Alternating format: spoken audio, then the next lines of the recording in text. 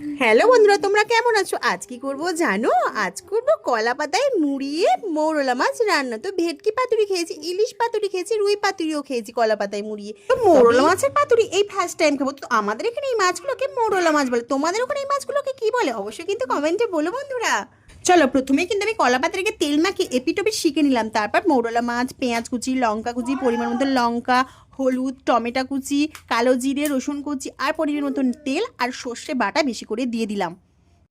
তো এই পাতুরিতে বেশি করে একটু তেল দিলেই ভালো লাগবে। তো আরেকটু আমি এই জন্য তেল দিয়ে দিলাম আর পরিমাণ মতন লবণ দিয়ে দিলাম। ব্যাস, কলা পাতাটাকে চাপা দিয়ে এবার তো জমবে খেলা। কলা পাতার মধ্যে হবে রান্না।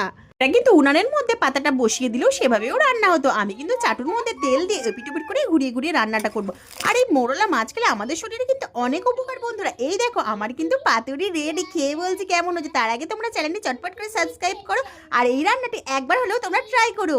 আমি কিন্তু প্রত্যেকবার ভাজা করে রান্না করি, তার জন্য কিন্তু এই মাছের কিন্তু গুণাগুণ নষ্ট হয়ে যায়। আজকে কিন্তু এইভাবে রান্নাটা করে সত্যি খুব ভালো হলো, খেয়ে অনেক উপকার পাবো। আর খেতে তো অসাধারণ হয়েছিল বন্ধুরা। তোমরা একবার ট্রাই করো। টাটা, সবাই ভালো থেকো।